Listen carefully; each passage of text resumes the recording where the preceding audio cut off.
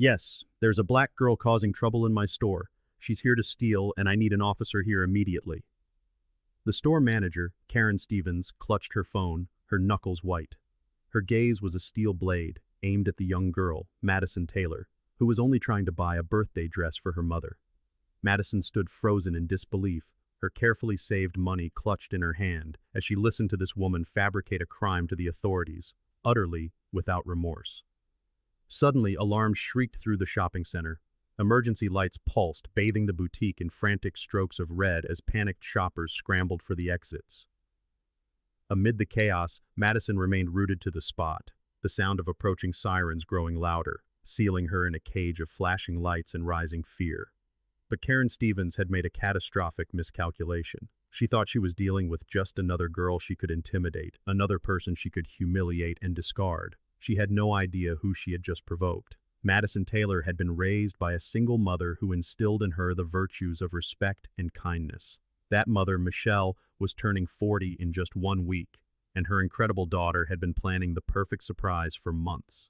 She had diligently saved every penny from her allowance, amounting to $450. To some, it might not seem like much, but for a 14-year-old, it was a fortune, a testament to pure dedication and love.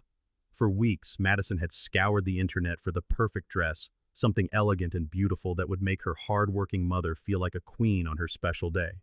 And she had decided to do something she'd never done before: go to her mother's favorite boutique, all by herself. This was to be her gift, her secret, her way of showing her mother how much she cherished every sacrifice made for her. And so, there she was, stepping into Bella's boutique, with a heart brimming with excitement, and her carefully counted money tucked in her purse, ready to make a dream come true.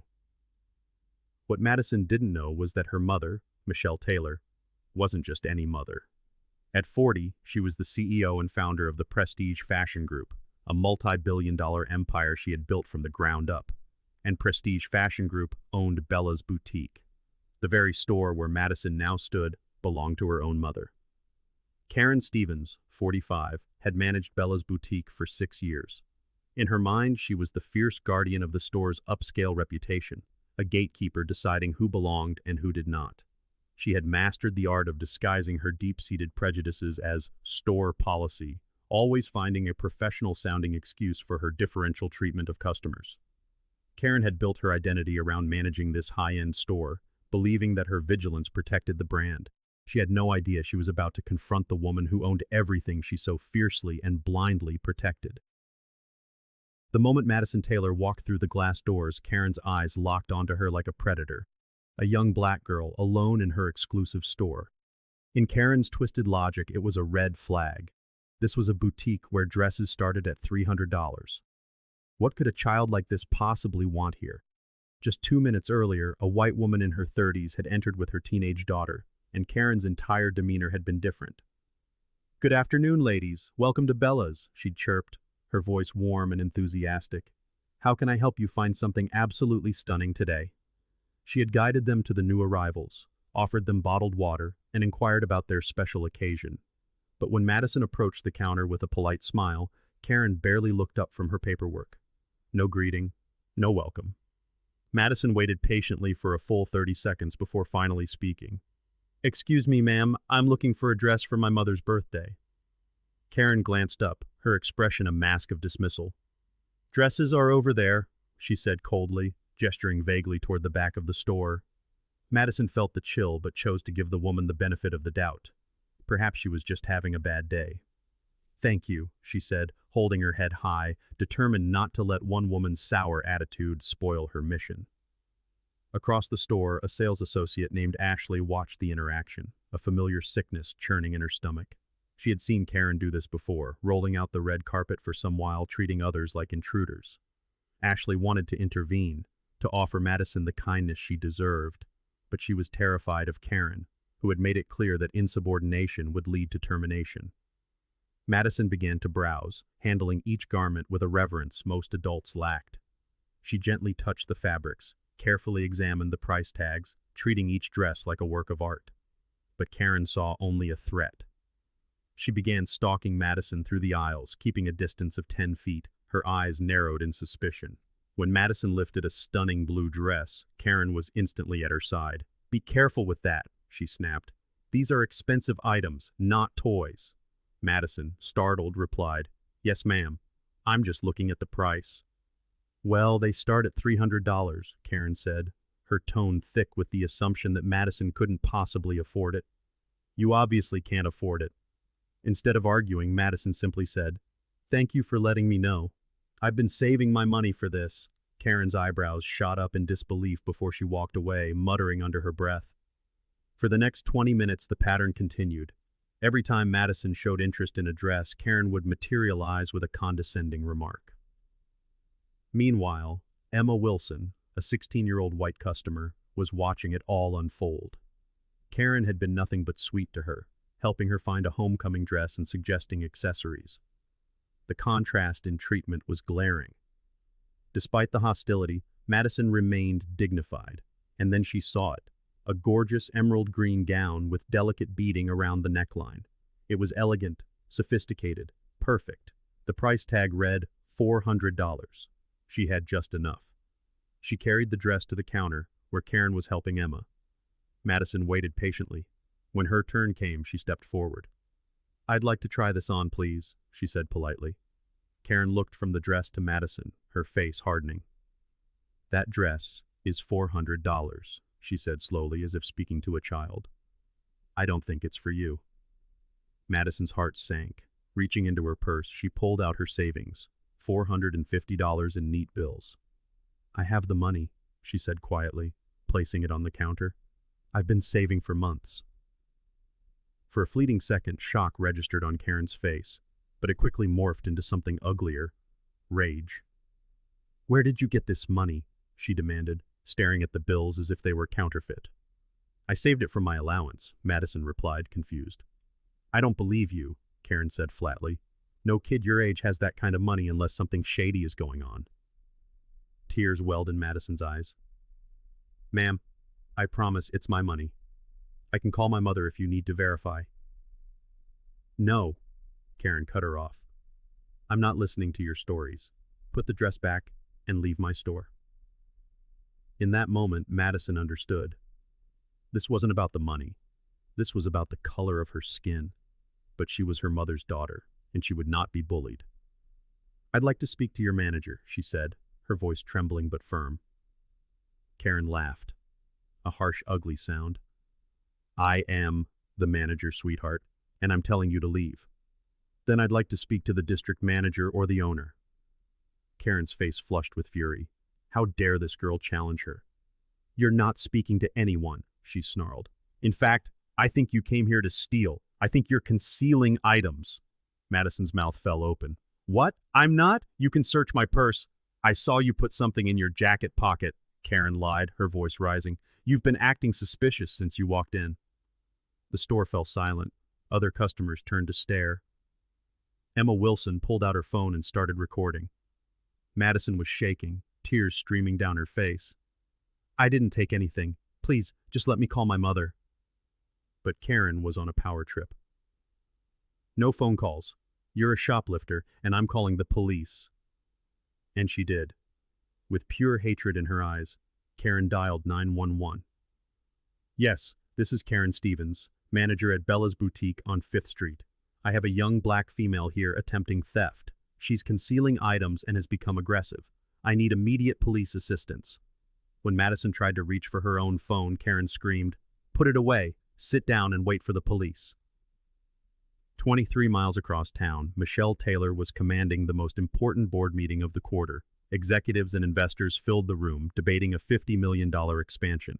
At the head of the table, impeccably dressed, Michelle led the presentation with the calm authority that had built her empire. Across from her sat Richard Blackstone, the company's largest investor, a man who made no secret of his belief that a black woman couldn't run a fashion conglomerate. He questioned her every move, searching for weakness. "As you can see," Michelle was saying, gesturing to a screen of projections, "our third quarter profits exceeded expectations by 18%. Richard leaned forward, a condescending smile playing on his lips. "Impressive, Michelle, but I have concerns about your progressive policies on customer service." Michelle's jaw tightened, but she remained poised. Could you be more specific, Richard? Just as she was about to dismantle his veiled attack, her assistant, Patricia, knocked on the door. Patricia had worked for Michelle for 8 years. She knew the golden rule: never interrupt a board meeting unless the building was on fire. The look on Patricia's face sent a chill down Michelle's spine. Her phone, silent on the table, showed 17 missed calls. The most recent text made her heart stop. "Mommy, please help. They're arresting me. I didn't do anything. I'm at Bella's boutique. Please come." The transformation was terrifying. The cool, composed CEO vanished, instantly replaced by a mother whose child was in danger. She shot up from her chair, her expression shifting to cold fury. "This meeting is adjourned," she announced, her voice like ice. "Family emergency." Richard saw his opening. "Michelle, you can't just leave. This is exactly the kind of unprofessional behavior I'm talking about." Michelle turned on him, her eyes blazing. "Richard, my 14-year-old daughter is in police custody. If you have a problem with me prioritizing my child's safety over your investment portfolio, you can take it up with the board of directors." "Oh, wait, that's me." She grabbed her keys and purse. "Patricia, clear my schedule. Get David Chen on the phone. And call Dr. Williams. I want our family therapist on standby." As she strode out, the board sat in stunned silence. Her heels clicked on the marble floor as she speed-dialed Madison, hitting voicemail again and again. In the parking garage, she climbed into her black Mercedes and called her lawyer. "David, my daughter has been arrested at Bella's boutique. I need you there, now." David Chen, her attorney of 12 years, was incredulous. "Arrested? Madison, for what?" "I don't know," Michelle said, tearing out of the garage. "But I'm about to find out. And someone is going to pay." She made another call, this time to the chief of police, a man whose community programs she generously funded. "Chief Morrison? It's Michelle Taylor. My daughter has been arrested at one of my stores. I need answers." Back at Bella's boutique, the scene had devolved into a spectacle. Word had spread on social media and a crowd was gathering outside. Inside, Ashley Rodriguez was having a breakdown. She had watched a child's world crumble and had stood by, silent. She thought of her own daughter, and a wave of shame washed over her. Her hands trembling, she called her husband Miguel, a social worker. "Baby," she sobbed into the phone. "Something terrible happened at work. I should have done something. I should have stopped it." He had seen what racial profiling did to a child's spirit, a trauma that could fester for a lifetime. "Ashley," Miguel's voice was low, "where is the girl now?" "In a police car. Her mother's on the way." "But Miguel, what if they take her? What if this ruins her life? She's just a baby." Outside, Officer Johnson shifted his weight, the situation gnawing at him. Madison Taylor fit no profile of any shoplifter he'd ever encountered. She was polite, well-spoken, and seemed genuinely bewildered by the accusations. Besides, the store manager's story was beginning to fray at the edges. "Ms. Taylor," he began gently, "can you tell me exactly what happened inside?" Madison swiped at her tears, struggling for composure. "I came to buy a dress for my mother's birthday. I've been saving for months. The lady, she was mean to me from the second I walked in. She followed me, making comments about the prices. When I showed her I had the money, she got angry and she accused me of stealing." "Did you take anything?" "No, sir, I swear. I even told her she could search my purse." A knot of unease tightened in Officer Johnson's gut. He'd responded to what sounded like a routine call, but this felt different. This felt like a gross misunderstanding, spiraling into a tragedy. Just then, his radio crackled. "Unit 47, this is Chief Morrison. Call my cell, immediately." Johnson's stomach dropped. The chief never involved himself in petty theft cases. Something was terribly wrong. He stepped away from the car and made the call. "Chief, it's Johnson. You called about the shoplifting case?" "Johnson, what the hell is going on over there?" The chief's voice was dangerously tight. "I just got off the phone with Michelle Taylor, claiming we've arrested her daughter for the crime of shopping."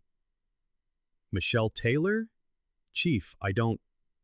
"CEO of Prestige Fashion Group, major donor to the department, personal friend of the damn mayor. Johnson, you tell me you didn't arrest that woman's daughter without ironclad proof." The pavement seemed to tilt beneath Officer Johnson's feet. "Chief, the manager was credible. She said she witnessed the girl concealing merchandise. One of the most powerful women in this city, Johnson. If her daughter was wrongfully arrested, this is going to be a Category 5 nightmare for every single one of us. What evidence do you actually have? Well, sir, the manager's statement. The girl denies it, and she seems very distraught. Jesus Christ, Johnson, did you find anything on her, any stolen goods? No, sir. I was waiting for a female officer to conduct the search. Don't search her. Don't do anything until I get there. And Johnson, start praying you didn't just light your career on fire. The line went dead. Officer Johnson felt a wave of nausea. He glanced back at Madison, who sat in the patrol car looking exactly like the scared, innocent child she was. He might have just made the biggest mistake of his life. Meanwhile, a black Mercedes was carving through city traffic at a perilous speed. Michelle Taylor's knuckles were white on the steering wheel, her phone pressed to her ear. She was a woman who had clawed her way from poverty to build an empire, staring down racist investors and sexist rivals. She had never, in her adult life, felt helpless. But the thought of her daughter, alone and terrified in the back of a police car, was shattering her heart. The first call was to her brother, Federal Judge Marcus Taylor. Marcus, they arrested Madison. Some racist manager had my baby put in handcuffs for shopping. Michelle, stay calm. His voice was a steady anchor in her storm. I'm on my way. Don't do anything that could make this worse. Let me handle the law. The second call was to her best friend, Dr. Angela Thompson.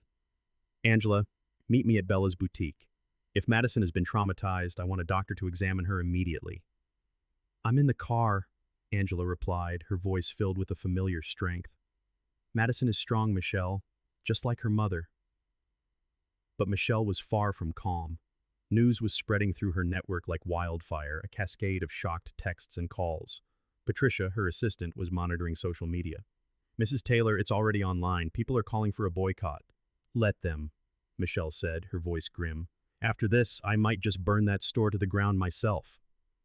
Back at the boutique, a crowd was gathering. Local news vans were pulling up, drawn by the scent of conflict. The manager, Karen Stevens, was starting to realize her simple shoplifting bust was mutating into something else entirely. Inside, Ashley Rodriguez finally found her nerve. She saw a young black reporter from Channel 7 News and pushed her way through the onlookers. Excuse me, she said, her voice barely a whisper. I work here. I saw everything. That little girl, she didn't do anything. The reporter's eyes widened. Are you willing to say that on camera? Ashley thought of her own daughter, of the world she was fighting for. Yes, she said, her voice gaining strength. People need to know the truth. A sharp screech of tires silenced the growing murmur of the crowd.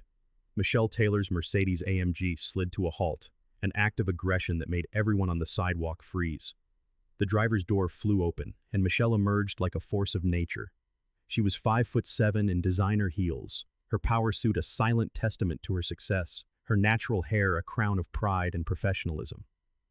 But it was her presence that seized the air, an aura of absolute authority, forged in boardrooms and battles she had always won.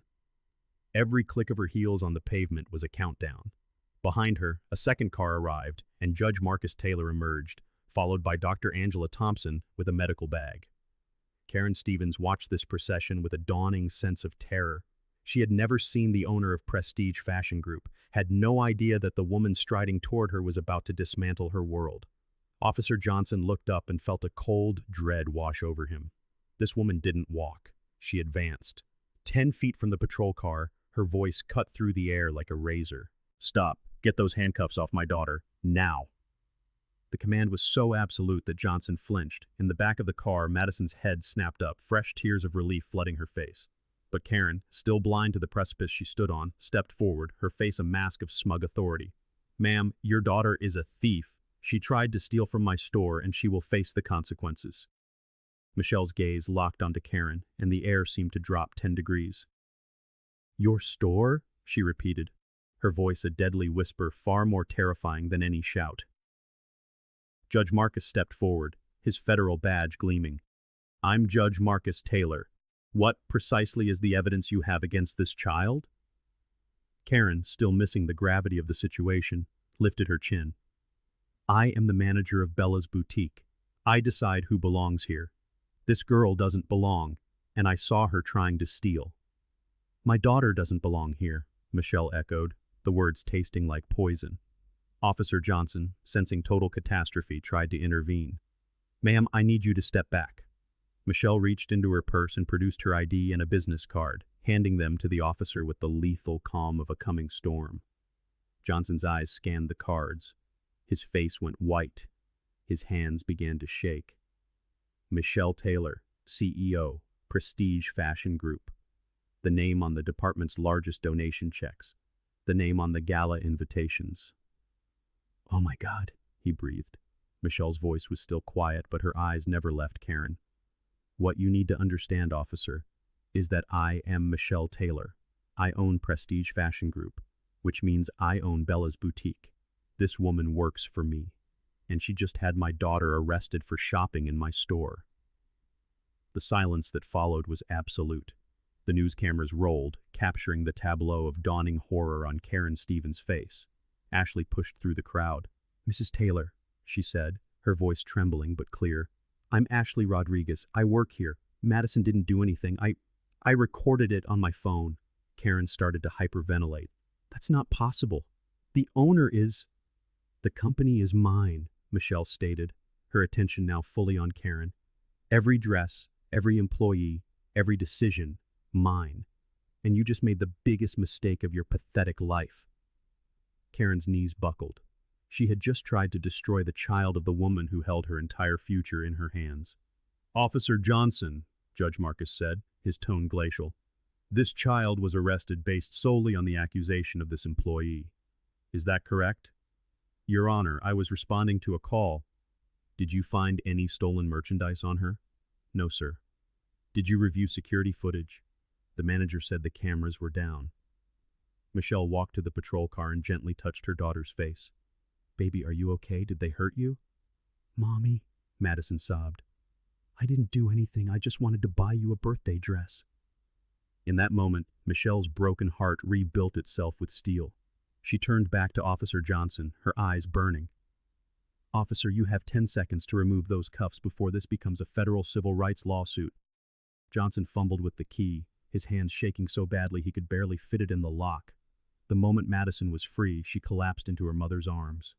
Michelle held her daughter tight, her gaze promising a reckoning for everyone who had caused this pain. "That's enough," Michelle said, her voice ringing with finality as she led the group into the boutique's back office. "I want to see the security footage, now." Ashley, hands trembling, brought the system online. On the screen, the entire afternoon played out in crystal clear high definition. It was damning. Madison entering with a bright smile. Karen's hostile dismissal. The careful, respectful way the child handled the dresses. The moment she proudly showed Karen the cash she had saved, $450, and the flicker of shock, then anger on Karen's face. "There," Ashley whispered, pointing. She wasn't surprised Madison had money. She was angry about it. The footage showed no crime, no concealment, no theft. When Karen claimed Madison was hiding something, the camera showed her simply adjusting her jacket. Karen made one last desperate grasp for justification. "The cameras don't see everything. She could have—" Michelle turned on her with such contempt that Karen physically recoiled. "So your story now is that my 14-year-old daughter is a master illusionist. Is that the hill you want to die on?" Ashley stepped forward, holding up her phone. "Mrs. Taylor, I have more." She played her own recording, a close-up view of Karen's sneering face, the cruel words she'd whispered to Madison when she thought no one was listening. The proof was absolute. A child, punished for the color of her skin and the contents of her wallet. Judge Marcus looked at the sweating officer. "Johnson, what you have here is a false police report, child endangerment, and a litany of civil rights violations." Karen Stevens stood frozen, the color drained from her face, watching her life crumble to dust on a security monitor. This wasn't over. For Karen Stevens, the real reckoning had just begun. "I was recording," a voice admitted, trembling. "I knew it was wrong, but I was scared. Scared for my job. I saw Karen treat your daughter with a stark difference to how she treated the white customers. I watched her stalk Madison through the store as if she were a criminal. I watched her refuse to believe that Madison had legitimate money for her purchase." The footage from the phone proved to be even more damning than the store's silent cameras, for it had a voice. You could hear Karen's condescending tone, her snide insinuations that Madison didn't belong, her outright dismissal when Madison tried to explain she had the money to buy the dress. Michelle advanced on Karen Stevens, each click of her heels on the polished floor echoing like a countdown to judgment. Karen instinctively shrank back, her retreat halted only by the wall at her back. There was nowhere left to run. "Karen Stevens," Michelle said, her voice a low, dangerous whisper that forced the entire room into a strained silence. "Today, you shattered my daughter's innocence. You took a child who trusted the world and taught her that some people will hate her simply for the color of her skin. You traumatized a little girl who was only trying to buy her mother a birthday present." Tears cut clean paths through Karen's makeup, mascara running in dark rivulets down her cheeks. "Mrs. Taylor, please, I'm so sorry. I made a terrible mistake. I can learn from this. I can change." "You're sorry?" Michelle's voice rose, a tremor of fury just beneath the surface. "Are you sorry for what you did, or are you simply sorry you were caught? Sorry that your victim, your child victim, happens to be connected to someone with power?" Judge Marcus stepped forward, his presence commanding the room with judicial authority. "Ms. Stevens, what you did today constitutes filing a false police report, a criminal offense. You could be facing charges." A cold sweat broke on Officer Johnson's brow. Realizing his career was dangling by a thread, he attempted to interject. "Ma'am, Mrs. Taylor, I want to apologize for my part in this. I should have investigated more thoroughly before I made an arrest." Michelle's gaze, sharp as shattered glass, swiveled to Officer Johnson. "Officer, you put my 14-year-old daughter in handcuffs based on the word of a woman consumed by racial bias. You asked for no evidence. You reviewed no security footage. You didn't even question why a child holding $450 in cash would need to steal a dress she could easily afford." Dr. Angela Thompson looked up from Madison's side, her expression grave. "Michelle, I need to get Madison to a hospital for a full trauma evaluation. Her blood pressure is dangerously high, and she's showing all the signs of an acute stress reaction. She needs immediate psychological support." But before they could depart, Michelle had one final piece of business. Her voice, now clear and resonant, addressed not only Karen Stevens, but the entire assembly of onlookers, news cameras, and anyone who needed to understand.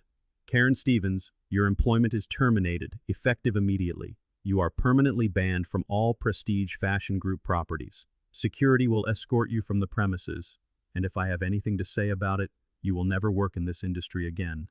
The words struck Karen like a physical blow. She collapsed into a nearby chair, the full, crushing weight of her ruined future settling upon her. She had lost her job, her reputation, and quite possibly her freedom, all because she could not see past the ugliness of her own prejudice. Michelle then turned to the crowd. "What you witnessed here is unacceptable, but it is not an anomaly. This poison seeps into the lives of children and adults every single day, people who don't have the resources to fight back. That ends now." She pulled out her phone, dialing her head of corporate communications. "Patricia, issue an immediate press release. Effective immediately, Prestige Fashion Group is launching a mandatory, comprehensive anti-bias training program for every single employee. We are instituting a zero-tolerance policy for discrimination, and I am personally establishing a $10 million scholarship fund for young people who face these injustices." A murmur of approval rippled through the crowd. This was no longer about a single incident. Michelle was wielding her power to create systemic change. The most important moment, however, was yet to come. Michelle crossed the room to where Madison sat with the doctor, kneeling so she could look directly into her daughter's eyes. "My love," Michelle began, her voice finally breaking, thick with unshed tears.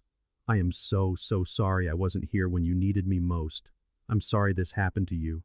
I'm sorry that people in this world will judge you before they even know the goodness in your heart. But I need you to know, what happened today says nothing about you and everything about the ignorance of people like Karen Stevens." Madison looked up, her young eyes holding a weariness that hadn't been there that morning. "Mommy," she whispered, "I just wanted to buy you something beautiful for your birthday. I saved for so long." Fresh tears streamed down Michelle's face. "I know, sweetheart, I know. And you know what? We are still going to buy that beautiful dress. We're going to buy that one, and several others. Because you deserve to shop anywhere you want without ever feeling fear." Dr. Thompson finished her initial check. "Michelle, physically, she's stable, but I strongly recommend counseling to help her process this. What she endured was a form of psychological abuse. It's already arranged, Michelle confirmed. Dr. Sarah Williams is meeting us at the hospital. Then, before leaving, Michelle proposed something that stunned the room. Madison, I want us to go back into that store, together. I want you to pick out the dress you came for, and I want Ashley to help us. Judge Marcus looked concerned. Michelle, is that wise? She's been through so much today. It was Madison who answered, her voice quiet but unwavering. Uncle Marcus, this is important. I don't want her to win. I don't want to be afraid anymore. And so they returned to Bella's boutique. This time, everything was different. Ashley Rodriguez approached them not with suspicion, but with the genuine warmth and respect that every customer deserved. Mrs. Taylor, Madison, welcome to Bella's, Ashley said, her smile sincere. Madison, I hear you're looking for a special dress for your mother's birthday? Madison nodded, staying close to her mother, but a spark of her old self was returning. Yes, ma'am. I wanted to find something to make her feel beautiful. Ashley's eyes welled with tears at the simple, profound love in Madison's voice. Well then, she said softly, let's find the most perfect dress in the entire store. They spent the next hour being treated with exceptional care. Ashley brought different sizes, offered styling advice, and treated both mother and daughter like honored guests. Madison found the emerald green dress she had first fallen in love with, and at Michelle's insistence, they added 3 more. Not out of need, but as an act of reclaiming a joyful experience that had been stolen. As Ashley carefully rang up the sale, she looked at Madison. Your mother is so lucky to have a daughter like you. That dress is going to look absolutely stunning on her. Michelle watched as her daughter's confidence slowly began to blossom again under the warmth of simple kindness. This was how it was supposed to feel. Empowering. Joyful. The story of Bella's boutique erupted online, spreading like wildfire. The hashtag, Justice for Madison, became a national rallying cry. Seizing the moment, Michelle leveraged the media spotlight to announce sweeping, systemic changes across her entire retail empire. Mandatory bias training, diverse hiring initiatives, and posted customer equality policies with severe consequences for violators. And at the heart of it all, she officially established the Madison Taylor Foundation, a $10 million fund to provide educational and mentorship opportunities for young people who face discrimination. 3 weeks later, at a party celebrating her 40th birthday, Michelle Taylor stood before her friends and family, a vision in the emerald green dress her daughter had so bravely tried to buy. When it was time for speeches, she spoke of the most important person in her life. 3 weeks ago, she began, the room falling silent. My daughter Madison was introduced to one of the ugliest prejudices that still stains our society. She was shopping for my birthday present when a manager decided the color of her skin made her a criminal. She was arrested, handcuffed, and traumatized for the crime of shopping while black. But that manager made a critical miscalculation. She didn't know she was targeting my child, and she had no idea that her small, frightened victim possessed more courage, grace, and dignity than she could ever comprehend. Michelle's eyes found Madison, who was beaming from the head table. Madison, you taught me something that day that I will carry with me forever. When the world showed you cruelty, you responded with grace. When someone tried to make you feel small, you stood tall. You inspired me to use my power to ensure this never happens to another child. The applause was thunderous. So this dress, Michelle continued, her voice thick with emotion, this beautiful dress I'm wearing, it's more than just fabric. It is a symbol. It represents a daughter's love, it represents a child's resilience, and it represents the power we all have to choose justice over prejudice and action over silence. She raised her glass to Madison Taylor, who at 14 years old reminded us all that change begins with the courage to speak truth. Every child deserves to dream, to shop, and to simply exist without fear. The standing ovation lasted for 5 minutes. Madison ran to her mother, and they embraced. Their bond, tested by fire, had not broken.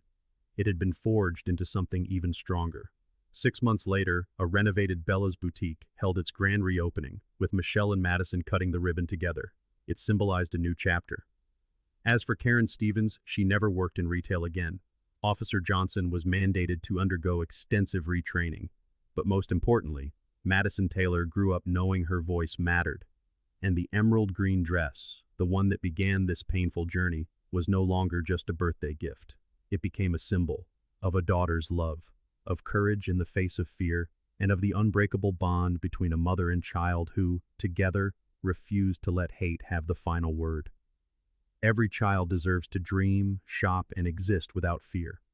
Because of the courage of Madison and Michelle Taylor, thousands more now have that chance. If you enjoyed this story, like, subscribe, and share it with others so they can learn too.